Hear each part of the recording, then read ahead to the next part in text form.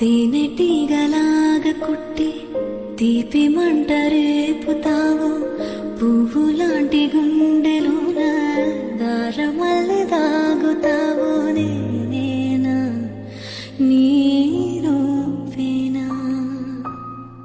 చేరువైన దూరమైన ఆనందమేనా?